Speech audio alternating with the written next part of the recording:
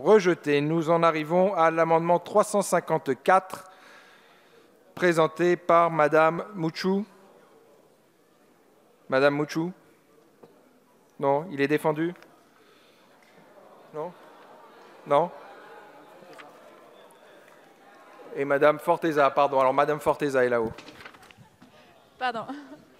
Merci, Monsieur le Président. Donc, nous avons bien compris que le souhait de Madame la garde des Sceaux et du gouvernement n'est pas de léser les bénéficiaires de l'actuelle réserve parlementaire, mais plutôt de trouver un véhicule adéquat pour canaliser ces fonds.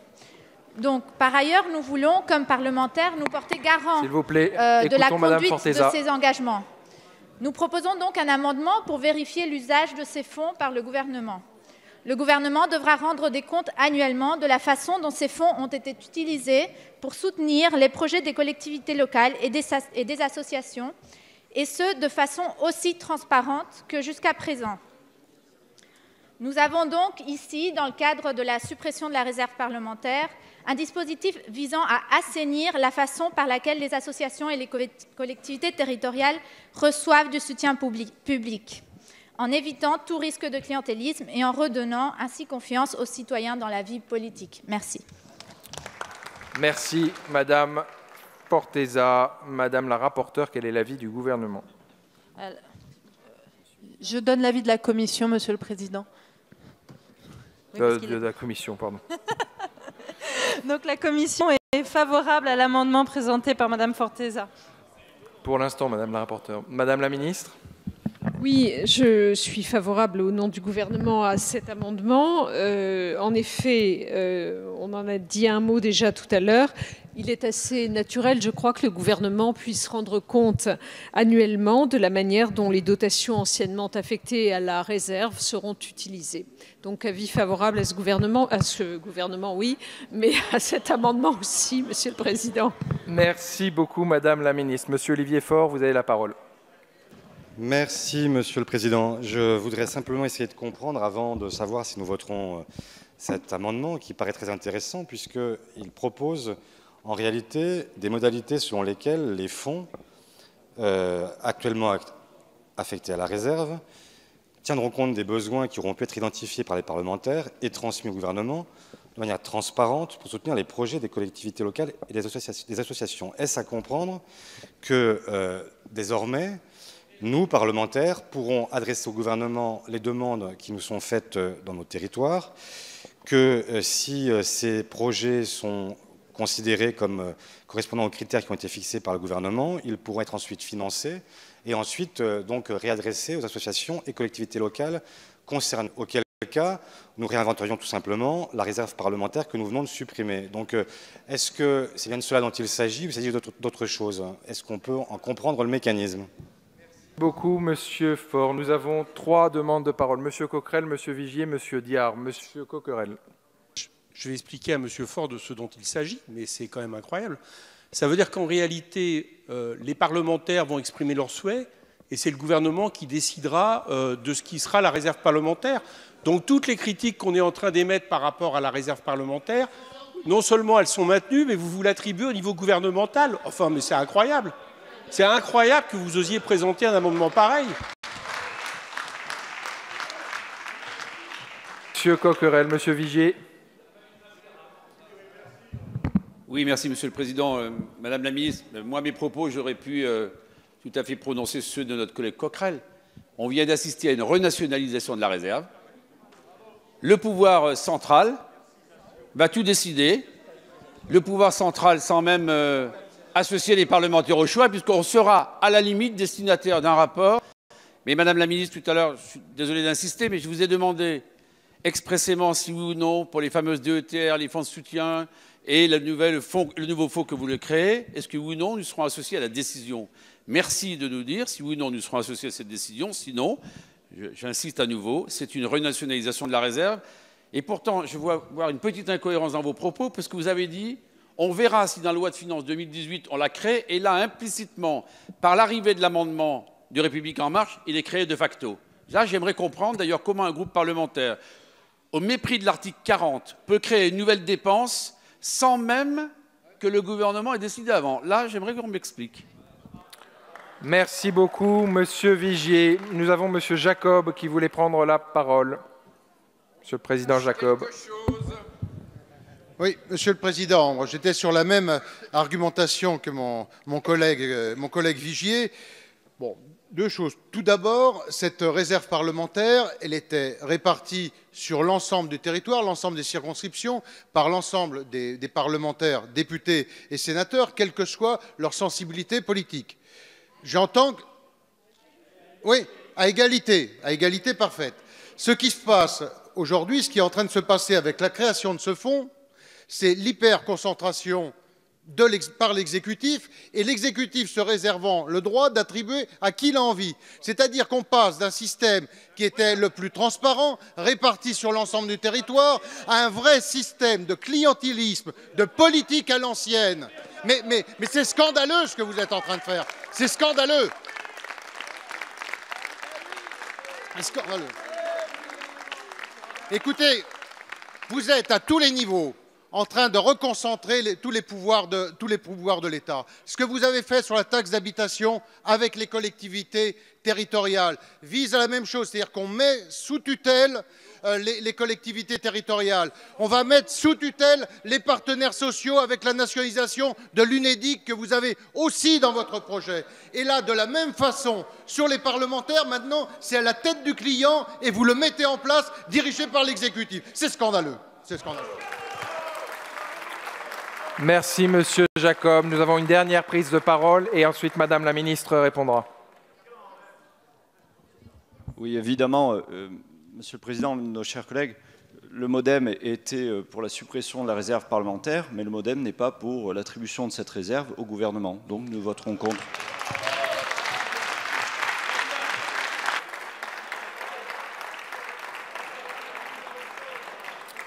Et alors, une dernière prise de parole pour avoir un avis de chacun des groupes. Merci, Monsieur le Président. Nous ne voterons pas non plus cet article pour la même raison, mais je voudrais quand même rendre grâce à Madame Forteza qui a présenté cet article et relire dans l'exposé des motifs quand même quelque chose. Toutefois, pleinement consciente que ces fonds utilisés, donc on parle des fonds de la réserve parlementaire utilisés jusqu'ici, utilisés en toute transparence et honnêteté, pouvaient être très importants pour soutenir l'action de certains projets des collectivités et associatifs. Merci, Madame. Merci beaucoup, Madame la Ministre. Vous avez la parole. Bien, je voudrais juste ramener un petit peu de calme et dire que chaque mot de cet amendement est important. D'abord, je voudrais dire ici qu'il ne s'agit en aucun cas de reconstituer la réserve. Je ne vois pas d'où vous pouvez déduire cela des mots qui sont indiqués ici. Il ne s'agit nullement de reconstituer la réserve. Il s'agit de remettre un rapport aux assemblées, donc qui n'a aucune incidence financière. Vous conviendrez avec moi que remettre un rapport, à part peut-être le coût de l'encre, je ne vois pas très bien quelles sont les incidences sur la base de l'article 40. Il s'agit donc de remettre un rapport qui présentera les relais budgétaires dont j'ai parlé tout à l'heure et dont il me semble tout à fait logique que nous puissions, vis-à-vis de l'Assemblée, les traduire devant elle et dire la manière dont ces relais budgétaires reprendront les objectifs sur lesquels vous aviez pu attribuer des fonds de la réserve. Mais ce n'est ni la reconstitution de la réserve, ni une dépense quelconque. Il s'agit d'un rapport qui sera remis au Parlement. C'est tout. Et je voudrais que quand même cela soit pris en compte. Il me semble qu'il est normal que le Parlement soit informé et qu'il puisse délibérer ensuite en toute connaissance de cause. Merci Madame la Ministre. Avant de passer au vote sur l'article 9, je veux vous dire que sur le vote de cet amendement 354, je suis saisi par le groupe des Républicains, par le groupe de la Nouvelle Gauche et par le groupe de la France Insoumise d'une demande de scrutin public. Le scrutin est annoncé dans l'enceinte de l'Assemblée nationale. Avant de procéder au scrutin, je vais donc donner la parole à Monsieur Coquerel qui souhaitait intervenir à nouveau, Monsieur Rupin et M. Faure. Madame la ministre, on ne doit pas parler la même langue. Je vais vous lire l'amendement, si j'arrive à rallumer ce truc. Voilà. Ce n'est pas un rapport. Vous expliquez que dans le cadre d'un rapport annuel d'information, les modalités selon lesquelles les fonds anciennement affectés à la réserve parlementaire ont été employés en tenant compte des besoins qui auront pu être identifiés par les parlementaires et transmis au gouvernement. C'est bien ont été employés. Ce n'est pas un rapport sur ce qu'il faudrait faire. Donc à partir de là, je suis désolé, c'est bien ce qu'on est en train d'expliquer. Attendez, je termine la chose. Oui. Il faut juste noter une chose, il va y avoir un vote public.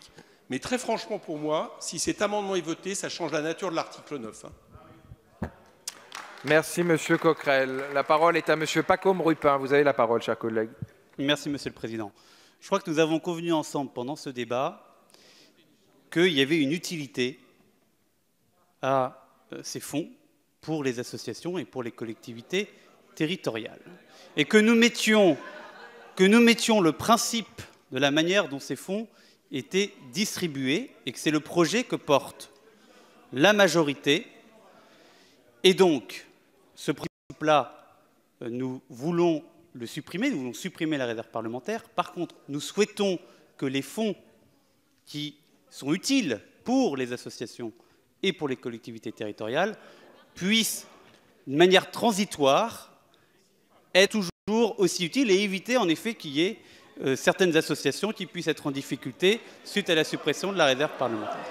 C'est pour ça chers collègues, laissons M. Rupin s'exprimer, s'il vous plaît. Et nous serons sollicités pour que cette transition soit faite le mieux possible. Merci M. Rupin. Je donne la parole à M. Olivier Faure. Merci Monsieur le Président. Monsieur Rupin vient de dire ce que nous disons depuis des heures et des heures, donc merci de cet aveu. Et donc il a au moins compris une chose, c'est que ça va mettre en difficulté un certain nombre d'acteurs sur le terrain. Madame la Ministre, vous venez de dire des choses, enfin moi je veux venir en soutien de Monsieur Vigier sur l'article 40 d'abord, parce que effectivement c'est assez curieux, parce que vous ne parlez pas d'un rapport qui serait un rapport unique et qui permettrait de définir pour l'avenir la modalité de ce fonds, vous parlez d'un rapport annuel d'information. Donc si c'est un rapport annuel, c'est un rapport qui chaque année fait l'état des lieux sur l'utilisation de ces fonds.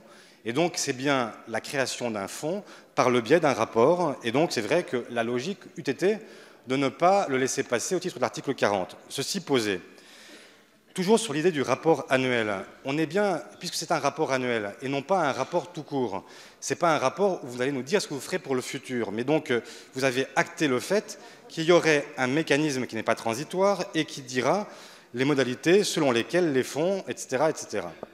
Et donc, ce que vous êtes en train de faire tout simplement, c'est que vous êtes en train de reconstituer non pas la réserve parlementaire, mais la réserve ministérielle. Et donc, le tour de passe-passe auquel nous assistons aujourd'hui, c'est tout simplement que vous avez effectivement supprimé la réserve qui était à discrétion, comme vous le dites, des parlementaires, ce qui n'était pas le cas, c'était sous le contrôle, ça a été abondamment répété, mais en revanche, vous recréez la réserve ministérielle que vous prétendez supprimer. Et donc pour toutes ces raisons-là, nous ne pouvons évidemment pas vous suivre, et nous ne pouvons que dénoncer ce qui est non pas un acte de confiance, mais un acte de défiance vis-à-vis de celles et ceux que nous sommes et ceux que nous représentons ici. Merci Monsieur Faure. S'il vous plaît, chers collègues, pour être bien clair pour la tenue de ce débat, je vais donner la parole à Monsieur Vigier, à Monsieur Daréville, à Monsieur Larrivé et à Madame Avia, et nous procéderons au scrutin public. Monsieur Vigier. Merci Monsieur le Président. Madame la Ministre, Olivier Faure a très bien expliqué les choses. On a accepté depuis 4 jours, au long de ce débat, qu'il y ait une réserve ministérielle qui disparaisse. Il y a toujours les autres qui existent, mais là, avec ce qui est dans cet amendement, c'est une nouvelle réserve ministérielle. Ça n'est pas un rapport d'information banal une fois. Puisqu'il aura lieu chaque année, c'est que de facto, il y aura un compte-rendu sur l'utilisation de fonds. Ça, c'est la preuve que cette réserve, vous la créez. Et en écoutant notre jeune collègue tout à l'heure, j'ai bien compris qu'il y avait un malaise. Et d'ailleurs, Richard Ferrand n'est pas là, et c'est dommage. Parce que j'avais cru comprendre qu'il avait fait faire un vote interne à La République En Marche pour ne pas abandonner la réserve parlementaire. Le pas vu, pas pris. Vous inquiétez pas, on va créer une petite réserve ministérielle et c'est bien sorti ce soir. Mais mes chers collègues, une dernière phrase, si le Président m'y autorise. Et cette phrase est exceptionnelle. Elle est dans l'exposé des motifs. Je vous invite à le lire avec moi. Il faut qu'il y ait une réserve parlementaire de manière à vérifier que ces fonds employés de manière aussi transparente qu'il ne l'était exigé pour les parlementaires. C'est la reconnaissance devant toute la représentation nationale que la transparence était bien au cœur de l'usage de cette réserve parlementaire et vous émettez un espoir qu'elle soit aussi transparente lorsque la réserve gouvernementale sera créée. De qui se moque-t-on ? Merci beaucoup. Merci, Monsieur Vigier. La parole est à Monsieur Dharréville. Vous avez la parole, chers collègues. Écoutons Monsieur Dharréville, s'il vous plaît, Monsieur le Président. Il ne surprendra pas que je joigne ma voix à celles qui viennent de s'exprimer dans cet hémicycle pour dénoncer ce qui me semble être au minimum une maladresse, mais je crains que ce soit plutôt une manœuvre. Et il s'agit, vous avez parlé de réserve ministérielle, ça deviendra presque une cagnotte, parce que accumuler l'ensemble des sommes qui étaient jusqu'alors attribuées aux réserves parlementaires et en faire une seule, ça va commencer à faire une petite somme qui sera très insuffisante face aux mesures d'austérité que vous prenez par ailleurs, mais qui va quand même, pour celui ou celle qui va avoir la gérer, être relativement considérable et donner une marge de manœuvre supplémentaire au gouvernement, de manière, là pour le coup, effectivement discrétionnaire. Vous avez la bonté d'indiquer qu'il s'agira de tenir compte de l'avis des parlementaires, c'est bien gentil de votre part, mais nous pensons que c'est symptomatique de ce qui est au cœur de ce projet de loi, c'est-à-dire toujours plus un dessaisissement du Parlement au profit de l'exécutif, un écrasement du Parlement au profit de l'exécutif. Merci Monsieur Dharréville. La parole est à Monsieur de Larrivé. La République en marche est en marche vers quoi? Vers la présidence impériale. Au fond, depuis des heures, nous avons essayé de vous expliquer que nous, parlementaires, nous considérions que nous devions continuer à avoir le droit d'avoir une influence sur cette réserve parlementaire. Et vous êtes en train d'essayer de recréer de manière assez confuse, assez indirecte, un mécanisme hyper centralisé que même la République gaullienne des années 58-59 n'avait jamais envisagé. Un dispositif complètement centralisé qui fera que c'est bien le gouvernement, le pouvoir exécutif qui aura entièrement la main sur ces crédits. Alors la garde des Sceaux essaie de nous dire « mais non, pas du tout, il s'agit seulement d'un rapport ». Mais Madame la garde des Sceaux, soyez honnête, comme vous l'avez été jusqu'alors dans ce débat. S'il s'agissait seulement d'un rapport, le gouvernement l'aurait lui-même présenté. Il ne s'agit pas du tout de cela. Il s'agit bien de créer une espèce de procédure ad hoc mettant au fond, une sorte de voile complètement étonnant, supprimant la réserve parlementaire libre, recentralisant la réserve au bénéfice du gouvernement. C'est contraire à l'article 40, d'autres orateurs l'ont dit avec beaucoup d'éloquence, c'est aussi peut-être contraire à l'objectif constitutionnel d'intelligibilité de la loi. Parce que soit c'est un rapport, soit c'est la création d'une procédure nouvelle, il faudrait que vous choisissiez. En tout cas, ça n'est ni fait ni à faire au plan constitutionnel et au plan politique, ça cache bien des turpitudes. Merci beaucoup, Monsieur Larrivé. Madame Laetitia Avia, vous avez la parole. Collègues, j'aimerais qu'on ne fasse pas de procès d'intention. Je vais revenir sur le fond de cet amendement, si vous me le permettez, si vous m'accordez toute l'attention nécessaire, s'il vous plaît. Oui, il y a eu des discussions internes, en effet, au sein du groupe La République En Marche, bien évidemment. De ces discussions ressortait vraiment une préoccupation que nous avons entendue durant les 3 dernières heures. Les collectivités, les associations, on a parlé essentiellement des bénéficiaires. Et là, j'entends depuis les 10 dernières minutes qu'on reparle à nouveau de ceux qui attribuent. On reparle à nouveau de nous, alors que pendant les 3 dernières heures, on s'est consacré à parler des bénéficiaires. Cet amendement a un objectif, c'est de s'assurer que, je vous demande d'écouter Madame Avia. Et quels que soient les véhicules mis en place par le gouvernement, et nous ne savons pas quels peuvent être ces véhicules, les sommes qui sont aujourd'hui attribuées aux collectivités et aux associations ne viennent pas en réduction de la dépense publique, mais reviennent bien à ceux qui en bénéficient aujourd'hui. Alors ensuite, si cette proposition qui a été faite dans un but de consensus, parce qu'on s'est dit que peut-être que les discussions que nous avions au sein du groupe vous allez peut-être les avoir aussi. Mais si cette proposition qui a été faite dans un but de consensus et pour pouvoir permettre justement que toutes les associations que vous avez citées durant les 3 dernières heures ne soient pas lésées, ne votez pas cet amendement. Mais ça ne change absolument rien au principe de la suppression de la réserve parlementaire. Et dans ce cas-là, on n'aura aucun moyen de contrôle. Mais c'est pas grave, on aura supprimé cela et on aura mis fin au clientélisme et au caractère gestionnaire. Merci beaucoup, Madame Avia. Madame la ministre, vous souhaitiez apporter quelques éléments de réponse, je crois. Chers collègues, Madame la ministre va parler. Bien, quand même, je voudrais dire quelque chose. Il me semble qu'il y a... alors, je reconnais qu'il y a peut-être une maladresse dans l'écriture de cet amendement. Mais je trouve aussi qu'il y a une forme de mauvaise foi. Et je vais m'expliquer. Depuis tout à l'heure, vous ne cessez, mesdames et messieurs les députés, de demander au gouvernement des garanties. Je n'ai pas rêvé. Des garanties de sorte que nous nous engagions à ce que les fonds de la réserve parlementaire puissent continuer à arriver à leurs bénéficiaires. Ces garanties-là, je me propose de vous en rendre compte. Il me semble que nous sommes exactement dans le rôle du gouvernement face à un Parlement, d'en rendre compte dans un rapport qui vous serait présenté annuellement. Je voudrais terminer, s'il vous plaît, messieurs et mesdames les députés. Il n'y a strictement aucune création de fonds et il n'y a, j'en prends l'engagement devant vous, il n'y a évidemment aucune ligne ouverte pour la reconstitution d'une quelconque réserve ministérielle. Réserve ministérielle que nous allons d'abord supprimer à l'article suivant. Donc, il n'y a strictement aucune reconstitution de réserve ministérielle. Merci, Madame la ministre. Nous allons donc maintenant...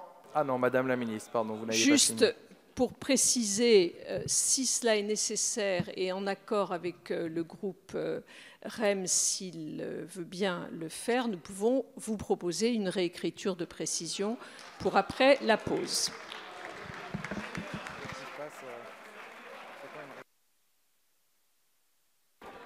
Madame Forteza. Merci. Nous sommes d'accord pour la réécriture. Il faut bien que vous compreniez l'objectif de ce rapport.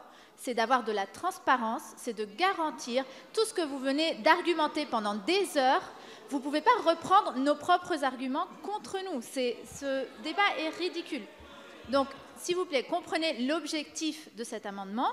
S'il y a un souci de rédaction, nous pouvons y retravailler. Merci. Merci, Madame Forteza. Pour bien comprendre la position du groupe de La République En Marche, est-ce que vous pouvez nous dire si vous retirez l'amendement? Il est retiré?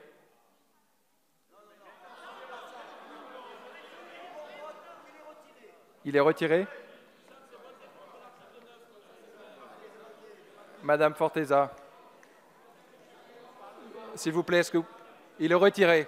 Merci. L'amendement... Il est retiré. L'amendement 354 est retiré. Nous ne procéderons donc pas au vote et au scrutin public sur cet amendement qui est retiré. Pour autant,